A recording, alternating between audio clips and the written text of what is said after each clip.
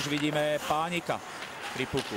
Pánik hľadal Mertela, či striedajú počas hry.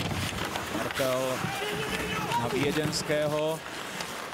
Už hráme bez brankára, už sme tam so šesticou Korčuliarov a takmer sa zrodil kontaktný gól po strele nášho kapitána a v zápäti ďalšia príležitosť, je tam gól, je znížené na 3-4, slovenská finálová šanca ešte žije.